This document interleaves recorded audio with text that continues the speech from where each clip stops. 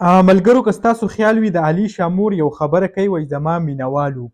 نو موږ پسې هم وخاندو ټول خلک پسې وخاندي یا وایي د دې مینوال چېرته دي دا هسې لګیا ده. نو مینوال خو موږ ته په هغه ورځ هم معلوم شو په کومه ورځ چې په سعودي عرب کې شو و تاسو وکاته. د دې نه علاوه تاسو ته یو تصویر په سکرین ښکاري یو ویډیو تاسو ته ښکاري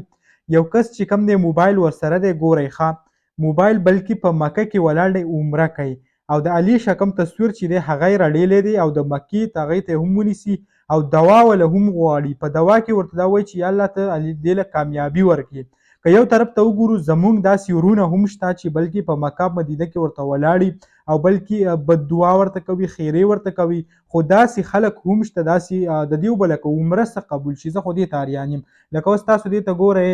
موبایل یې نیولی دی او هلته چې کوم دی مکې کې چې کوم دی هغه تصویر راړیلی دی او هغه دوا وله غواړي چې د خدای دې وله دا ورکړي دا وله ورکړي. ډېره زیاته د افسوس شرم خبره ده چې هغه داسې چل وشو چې د عمرې په ویزې باندې لاړه بهر ملک ته یعنې سعودي عرب ته پاکې خاورې ته هلته هغو څه چل وکړو عمره یې ونه کړه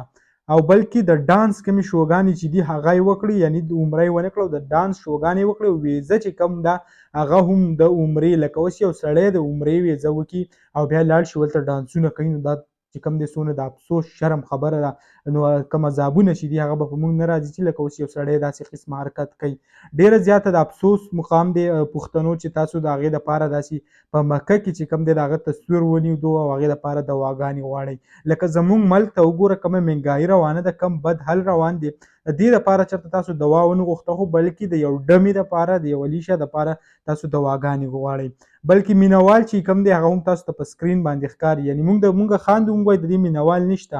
ګورئ څونه پیسې وله ورکوي ګوره په ریالونو باندې پیسې وله ورکوي 10 ریال 20 ریال 30 ریال د 500 ریالو پورې وله خلکو پکې هغه پیسې هم ورکړي دي او بلکې بیا موږ راپاسو موږ وایو د دې بله څوک مینوال یو دا نو د دې کم مینوال چې دي هغه تاسو کتی شئ. ډېره زیاته د افسوس شرم خبره ده چې د داسې خلکو دپاره خلک هغه په مکه مدینه کې دواګانې کوي. دغه ویډیو به تاسو سره شریک کړه امید لرم ویډیو به هم خوښه شوي که ویډیو هم خوښه شوي ویډیو لایک کړئ او که زموږ په چینل نوي یئ چینل سبسکرایب کړئ د داسې نورو ویډیوګانو دپاره.